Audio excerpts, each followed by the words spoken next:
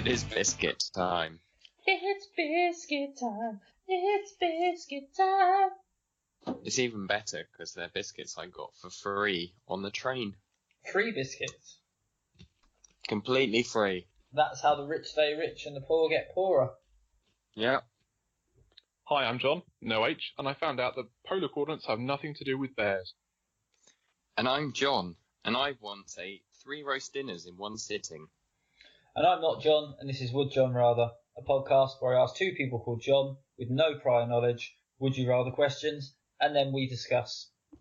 We'll get right to it, shall we? Any objections? Anything new happening that we need to discuss before we dive right in? I'd like to address the fact you do this every week and we've got no choice because we're actually being kept in a Fritzl basement and we're doing this completely and utterly against our will. So it's rhetorical. Good. Would you rather?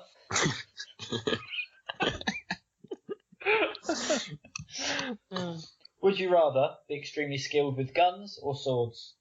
Swords, because we do not have guns in this country that are easily available. And you could replace your swords with lengths of pipe or bits of wood and flail them round and be like really cool looking in B&Q, and people wouldn't mess with you.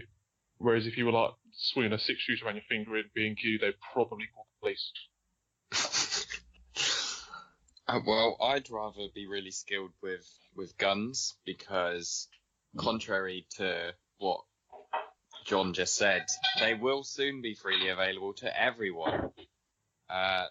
There's a lawsuit going on in the United States about whether an organisation should be allowed to put the blueprints for a gun that could be printed using a 3D printer, whether they should be allowed to disperse that online.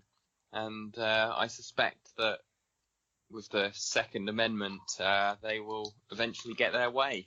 So, bring on the end of the world, and I'll be ready for it because I'll be really skilled with guns. Yeah, thanks, Obama.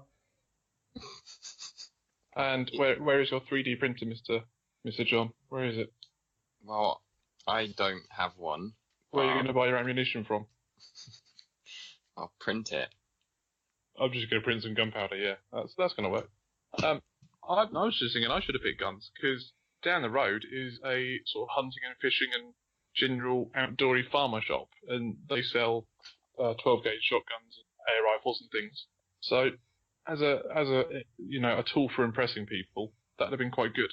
But, that's just horses for courses, it's just what I've got nearby. But what I've got even closer is a big length of wood. I could grab at one end, flail it round and do some crazy Shaolin exhibitionism with it.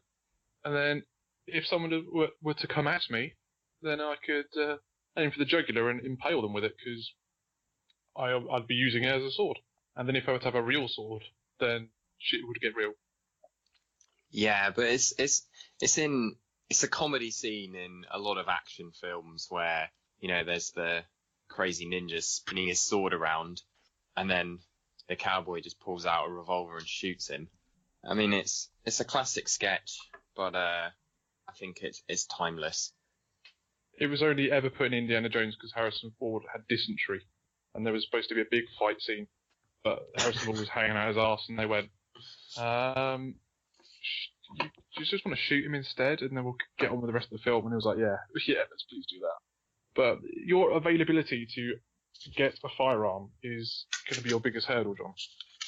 And then I'm not saying I'd like squeal on you, but stitches do get stitches. But I wouldn't be happy that you have a firearm in Greater London that was unregistered, because you wouldn't be able to register it because you're not allowed it. Well, that doesn't mean they're not available, especially in London. How many gangs do you know? How many shady-looking characters do you know that you can meet up in a pub? You sign them some money and they hand you an envelope that happens to have a 22 stub nose in it. Sounds a lot like my stag do. This is true. Your stag do that wasn't in London. Yeah, and they wouldn't let me on the plane with my crossbow. So all I've learned so far is that if I'm ever going to get a gun, not to tell John because he'll dob me into the fuzz. Proper grass you up, mate. If we're going to talk about like one of my favourite subjects in the world, which is the zombie apocalypse, having a weapon that doesn't make a massive amount of noise would be way more useful than something that would create a lot of noise and then draw them towards you. Are you too familiar with the Walking Dead series on Fox? I'm quite familiar. And you must agree with me that Michonne is possibly the best character, with her use of 2 samurai swords, just walking through, zombies approach, one very quick and efficient movement, and their head's already rolling across the floor. Yeah, but she's really moody. The question wasn't, would you like to be a samurai, but be moody, or use a gun? Well, I'm just saying that swords make people moody, whereas guns just make people excited and terrified. Excited and terrified. You've literally just summarised the United States in one sentence. Excited and terrified. I'm trying to think of some really famous samurai, but I'm way too Western and not into my anime. Samurai Jack. Oh god, yes, yeah. Or what about he's a fictional character. Any of the Knights of the Round Table? One of John's favourite characters is Leonardo the Ninja Turtle. I think he's way cooler than Billy the Kid.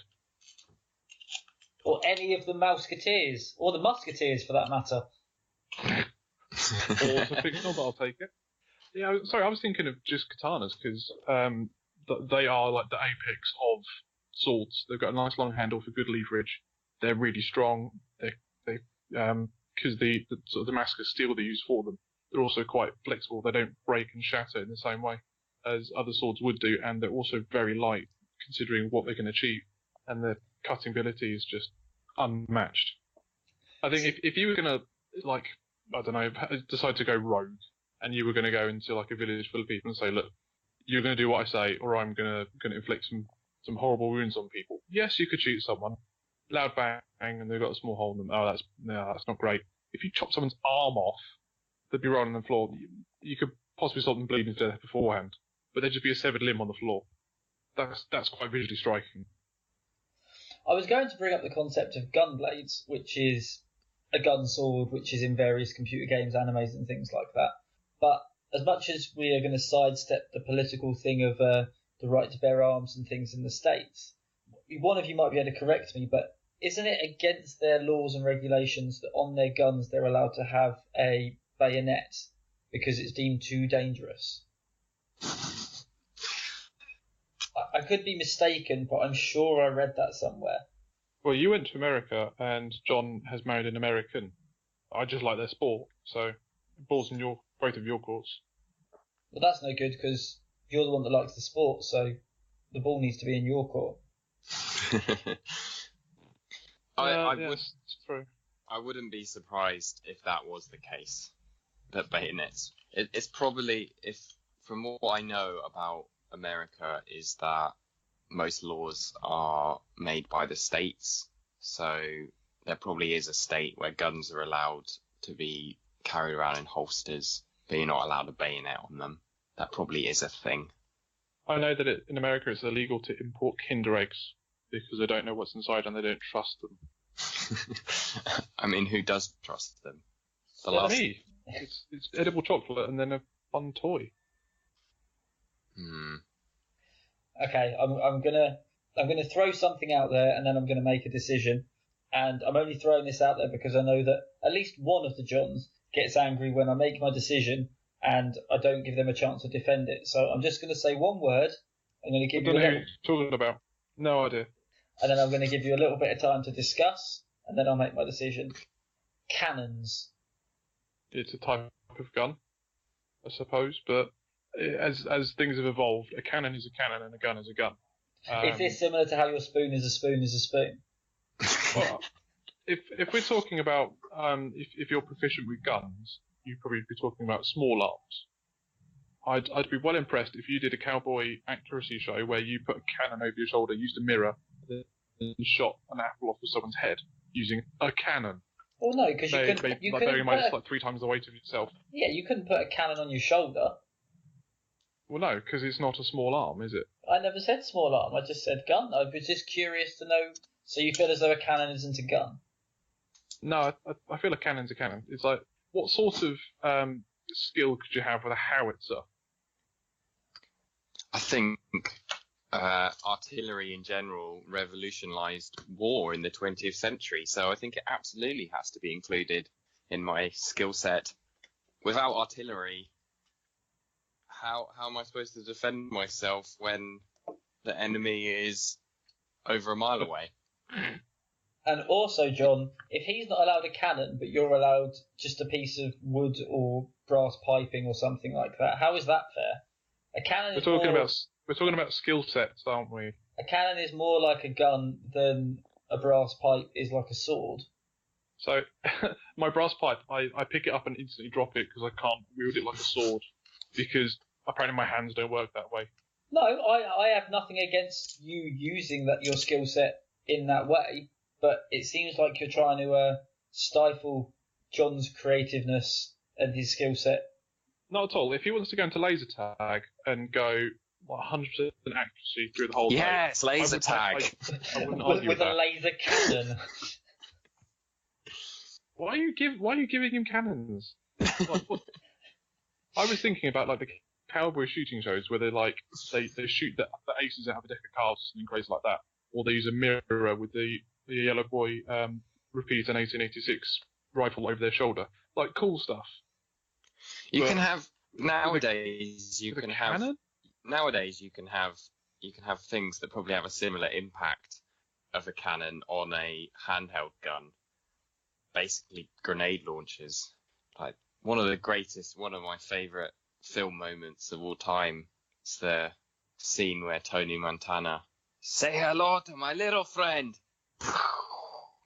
Yeah, that's skill with a gun, kind of. I mean, if he can do it. Pray and spray. Okay. I've listened to you debate after last week where I stayed silent. I've tried to not get too involved, because sometimes I do. I get a bit too close to the subject. I'm going to rule in favour of swords for two reasons. Number one, I don't trust John with a gun. I wouldn't trust John with a bit of wood. Number two, I'm going to get a gun because I don't trust John with a sword either. But due to the Indiana Jones scene that you brought up, I feel that's more manageable. So, swords win. Just. I think as well, it's probably a bit more. It'd be easier to boast and show off with a sword. You could just go buy a toy lightsaber and do some cool shit than it would be with a gun. Although it would be pretty cool to give one of you a toy saber and one of you a toy Nerf gun, and watch one of you shoot at the other while you're deflecting Nerf bullets with your sword, and then the other one reloads while he's I don't know. I'm getting the sword through the other one's chest. Yeah. Oh, I should have claimed I was a Jedi. Well, it's too late. We all know how cool lightsabers are. Tweet at us, would you rather, if you think a lightsaber counts as a sword, or if a cannon counts as a gun, or if a piece of wood counts as a sword, or if you trust either of them with any sort of weapon. The clue is in the name, saber type of sword. Just saying, because you did that to me last week, so I think you'd be a hypocrite if you denied me a lightsaber. Okay. I was merely asking the fans. Do we have a name for our fans? The John Allsteins. The other not Johns. But what if they're fans and they're called? What if they're fans and they're called Johns? Occasionally the other John. I don't know. What do you want to call yourselves? Tweet at us. I'm John Would Rather. That's Jon Would Rather. On Twitter, on Instagram, Facebook, all of the things. And I would welcome emails, unlike the other John. I'd welcome your emails too. Send them to john@johnwoodrather.com. That's not a real email address. When you give out your Twitters, it's very reminiscent of being at a post office.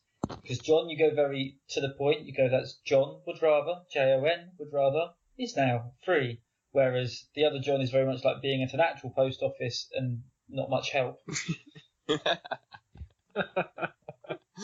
Welcome to a post office where you have to walk in. Can you help me with this? Yes, you have to do it online. Thanks, post office. Well, you need to go to the. Please. We don't have any. You actually need to join the other queue. Yeah. This is the queue for people that only want to buy second-class large stamps. And there will definitely be 40 old age pensioners there 20 minutes before it opens when you're trying to get to work on time and they've got nowhere to go all day. Because they're the only ones that remember how stamps work. God, do you think in our lifetime there will be a generation of people who don't understand how stamps work? I've got to explain to my little boy that once the internet wasn't everywhere all at the same time, you had to go to the special room in the house that had the computer. Make sure your mum didn't want to talk to your aunt, so you could hook your computer up using the really long reeled telephone cables. And you have to wait for this stupid grey box that's flashing lights to make the stupidest, craziest noise you'd ever heard in your life. And if you wanted to look at a picture, you had to commit to it because it was going to take you 5 minutes to see what it was. How am I supposed to explain that to a child that's just watched Iron Man via Netflix this evening? Just be one of those relics, like the wireless. Well, seeing as it's biplanes. It seems a very good time. There's a question that I've been sort of saving for the right moment, but I'm going to ask it now because we seem to be feeding into it, and I was excited for this question, but we'll do it next time we record. So, I want you to be very succinct. I'm putting a timer on this question because we got a bit distracted talking about post offices. So plan your arguments carefully, guys. Would you rather grow up in your parents' generation or your child's generation? Now, before you start, John, I know you don't have a child, but I'm sure you can figure out what I mean. I absolutely want to grow up in our children's generation because the past is terrible. I think you're talking utter nonsense there, John. Because if I grew up in my parents' generation, I could fly out to the States for like £12.50, and I could go buy myself a 1969 Dodge Charger before they became collectible and incredibly valuable, and I could just stockpile them, and I could laugh, and it would be amazing because I'd have the car of my dreams for what is probably going to be the price for 2001 Mondeo right now, and it would be wonderful. I don't care about any of the consequences. Back in the day, the average wage was something like £25,000. You could buy a house for £22,000. Now the average wage is like 30 something, and houses are £150,000. Even though no, they're probably even more than that. Houses are just ridiculous. I can't. Well, you live in London, you know what it's like, but I can't fathom how astronomically they've gone out of line with wages. It just does not make sense. If I could get ahead of the curve, I could be a property mogul because I know that houses now only make money. I could have bought nice big swathes of land, and then sold them off to development companies, and I could be on the ground layer of where the internet's going, and I could be the next. Well, I could have been Mark Zuckerberg or something interesting. Whereas if you're going to live in our child's generation, you've got to do something pretty exceptional because everyone thinks they can do anything they want, and they're going to do it. But I'm an optimist. I think everything gets better. I'm not one of these people who hark back to a golden age, like some sort of UKIP voter. I've got a lot of optimism for the future. Everything, medicine gets better, technology gets better, our standard of living actually gets a lot better. You could buy a house for 30 pence, but life is more than just owning a house that cost you 30 pence. It's about how you live it, and it's about getting out there and exploring the world. Back in our parents' generation, they didn't know that the world went beyond the English Channel because they didn't have the internet to tell them. My parents were born I think something like 68 and 69 or like something like that. They weren't born in 1669. Yeah, so around the time that I'm pretty sure my mum and dad know that France existed. yeah, but only because they had to go to Yeah. a library and look at it in an encyclopedia. We're Other only than going- that, they would have never known. We're only going back a couple of decades, John, not where like people would live to the ripe old age of childbirth. We're not going back super far. The point is you'd only know about it because you'd have to go to like a library and read it up. You can't. So you'd have to use your own smarts and your own resources to think you out of a solution rather than putting something at your pocket and it telling you, because that's the easiest form of everything ever. Do you know what? The point is we don't even know what technological advances and capabilities I will have in the future because they haven't even been invented yet. We're talking about, you were talking earlier about how you're going to have to explain to your child that the internet wasn't everywhere one day. Well, you know what? I think our children are going to invent something that goes beyond the internet, we're going to have to explain to, once I grow up in the future, I'm going to have to explain to my children that we once had this thing called the internet. They'll just go, oh, shut up, Grandad. It's just going to be so amazing. Just you wait. I think the future terrifies me. I'd like to go back to a simpler time when we thought that in 1985, in the year 2010, we're going to have flying cars. We were that naive and optimistic. Whereas now, what I know is the future is going to be terrifying because robots are going to take over, the sea is going to be full of nothing but plastic, and you won't be able to talk to anyone ever because you may assume something about them, not just their gender or their identity or anything like that, because everyone's got so uptight about everything that everyone's going to have their own individual bathrooms and own individual personal spaces where no one can hurt them, because everyone's turned to snowflakes rather than used to hit a hoop with a stick and eat dirt and work down to pit and all that lot. I mean, the thing is with our generation, and we seem to get missed out because we're on the back end of being millennials essentially, which upsets me that people talk about millennials but forget that 30-year-olds are still millennials, but we get grouped in with sort of that next generation down. But we grew up in quite a tough time where we were between those two generations, which is why I wanted to ask this question, because we grew up on the back end of all the financial benefits of like our parents' generation, of almost the ignorance of how good they had it, but yet not, our kids' generations will grow up knowing everything about technology, whereas we've had to teach it to ourselves. I can use a computer quite well. I've got gaming consoles on mobile phones, but things like social media, they're not second nature to me, whereas our kids' generation, that will just be the same for us using a pen or riding a bike. It will be exactly the same to them. So we kind of grew up in this gap in the middle where we've had to have the worst of both worlds. And you could probably frame that very easily to be the best of both worlds, where we remember what it's like to use a payphone. But you mean a public toilet? Well, yes. The point I was making was actually that we're actually terrible at predicting what the future will be like. If you look at all those films from, John was talking about how our parents' generation were a little bit naive about what the future would be like. Well, they didn't. If you look back at films like Blade Runner made in the olden days, they didn't. They still they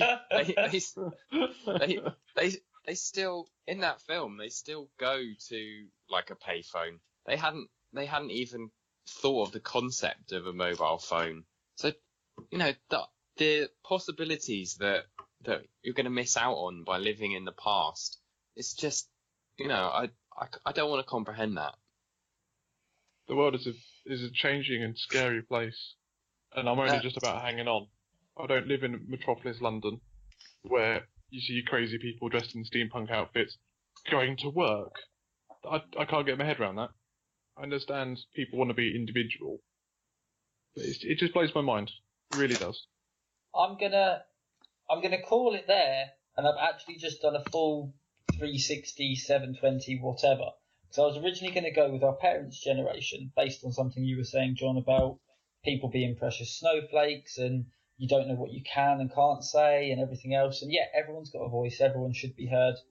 but I don't believe everyone deserves to be heard, because the same reason I don't believe everyone deserves to vote, because most people don't know what they're voting for. They just go by whatever they see on social media. And that was going to be my answer. But could you imagine being our parents' generation now, trying to understand what's going on? That's how you end up with the English Defence League and, oh, I'm not racist, but, and all back in my day. That's going to happen whatever. But there has been such a big change in the last sort of 30, 40 years that I'm stubborn enough as it is, and I'm not prepared to change that much. I'm definitely quite old-fashioned in some of my feelings and beliefs that I think growing up in our children's generation, I might not be quite so set in my ways and maybe be a bit more open to some of the things I don't agree with. And that's not to say that I don't believe in equality or anything like that. I just find it difficult when people are offended because they don't believe that a hot dog is a gender or things like that. I just can't get my head around it. And to have grown up in our parents' generation, that would have made things like that even harder. And I wish I had the understanding, and I think our children's generation will have that understanding, unless they've got, an upbringing which doesn't allow that, which I believe the school system is one of the few things that they're actually doing is acceptance. So, yeah, I'm going to go with our kids' generation based purely on I wish I could be more accepting of certain things than I am.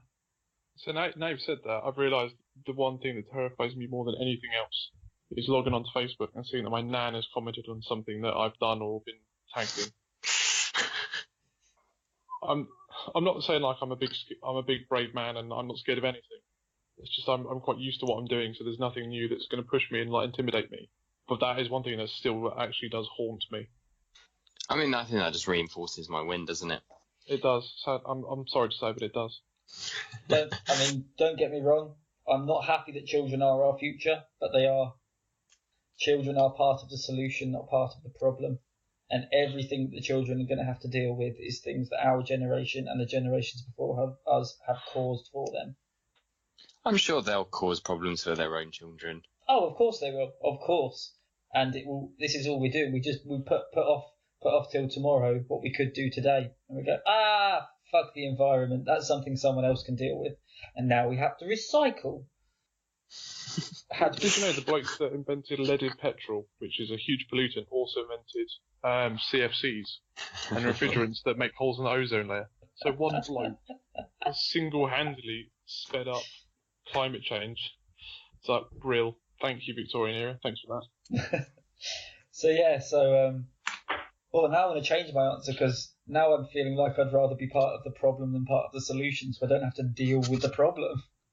But no, we'll go with our kids' generation. Just I think acceptance is of a lot of things, and not just people, but ideas and concepts. I think it gets easier the younger you are, and there's been so much development in the last 50 years that, as much as I'm sure there will be in the future, even more so, I just think it'd be a bit easier to understand certain things. The worlds are changing, and I feel as though we collectively, as our 30-something selves, definitely a bit too old to be jumping on that train. Woo! Okay. Well, it's my turn to ask you a question, and I'm going to carry on with the slightly retro vibe. Ooh. This is a massive reach. But would you rather bum bags came into fashion or flared trousers? Flared trousers, 100%. Think of all the different colours you could have a bum bag in, and think of how useful it is to store things in there. They are, but I don't trust bum bags. I've never trusted bum bags, and I used to wear flared trousers, and I genuinely regularly find myself seeing pictures of flares and going, I wish I could wear a pair of those, but you can't, because people aren't, as discussed previously, people aren't as accepting as they should be of certain things. And on the flip side, I'm one of those people that does not accept bum bags. I go to music festivals every year, I see people wearing them. It's just a big pocket. So all it is a bum bag. It's a big pocket that's got a clip on it that could easily come loose that you wouldn't notice. Not a fan of bum bags. I prefer my pockets. They're very close to my gentleman's personal area, so I'm quite sensitive to knowing if anybody's around there. And I've never had a problem with using pockets before. So I don't get bum bags at all. I've got a couple of close friends who swear by bum bags. I don't get them. Swear by bum bags. They swear by bum bags. And this is my public forum. Thank you very much to address them directly. Friends, why do you wear bum bags? I mean, I almost get it on the female side because it means I don't have to carry a bag to certain occasions. But guys, you've got pockets. So this is an issue with the fashion industry. They need to give women more pockets, and then nobody will have to wear bum bags. I'm calling it now. All of the Johns and the not Johns of the world. Let's start a protest. Let's stop and end the industry for bum bags. Let's finish it now. Let's get that done. Bum bags can be a thing of the past, like dodos and. I have a question. What does swear buying involve? Does it involve going into a shop and screaming in profanities at the shop assistant? No, it just means that they will use them for any occasion that involves any sort of physical activity. So music festivals, zoos, fun fairs, mountain climbing. That's much less interesting. 90s style raves. I thought you meant that they went into shops and they swore by them. Stood next to the bum bags and just said, "Titty biscuits." Titty biscuits. I'm fucking buying this. And there's another reason that I don't want bum bags to exist anymore, because clearly bum bags are the number one cause of Tourette's syndrome. Did you know in America they're called fanny packs? Exactly. I'm sorry, America. I understand that you have different words for things that we call different things, but fanny packs is just no. Well, they call bums fannies and they call bags packs, so it's a fanny pack. I don't have an issue with what it's called. I have an issue with what it represents. If you're a female that's wearing a bum bag, it's because you don't have enough pockets. And if you're a man that's wearing a bum bag, it probably, I don't know. Probably means you're Mr. Motivator. Yeah. Because you don't have any pockets in Lycra. Well, exactly. So I just... It's functional. It's useful. I'm hearing a lot of negatives for bum bags because you don't understand the concept of them, and that's quite, you're putting them down. You're excluding them from the conversation. I'd like to hear some pros for flared trousers. Well, I'm glad that you asked. While I've got a forum to project this, the main reason that I would like to end bum bags is because I've actually been starting to develop with a fashion company and with a fabrics company. So I developed my own new thing, which is ankle bags, which is very similar to a bum bag, but you put them on your ankle. And with the inclusion of flared trousers, nobody will see that garish thing that you're carrying. Everybody knows that people like to store things in their socks, so it's, a bit of money or a phone or things like that if they need to be doing something athletic. So why not just miss it out? I know that divers tend to have little packs they keep on their ankles sometimes. It would be much easier for... No, it's ankle knives. Well, there we go. Scuba knives. It would make more sense for it to be hidden and out the way. I'm very fashion over function. To anybody that knows me knows that's not true. But in this example, I just hate bum bags because they're just pockets for the sake of pockets. And I liked wearing flares. Do you love flares? I love flares. Do you like a corduroy flare? No, I didn't like a corduroy flare. Never was a fan of corduroy whatsoever. Is there anything else you want to say while stood on top of your soapbox? Yeah, because I feel as though the Adidas poppers and all the other popper trousers were very similar to flares, and I was a big fan of them, and I want them to come back as well. So it's not that it's a combination. I'm pro flare and I'm anti bum bag. So this is a good question. Matt, how do you feel about Ric Flair? Woo! Yes, I'm so glad you did that. So yeah, I want a bum bag Cole. Bum bag Cole, I think, is the way forward. I'd rather Cole bum bags than badgers. Yeah. Bloody dairy farmers. On that note, I think that's all we've got time for this week. Any final notes, Johns? I'm just see if we can find a bum bag in a charity shop and mail it to you. Please do. I could always use with things to burn. I've been John, and I'm going to go charity shop searching for bum bags because I've got nothing better to do in my life. And I've been John, and I'm going to go learn how to spin a revolver pistol round my fingers and put them into a holster really coolly. And I've been Not John, and I want to grow up in my parents' generation while wearing flares because it was just a simpler time. Hashtag old school. Hashtag retro. See you all next week, folks. Thanks for listening. Ta-ra! All the best. Au revoir.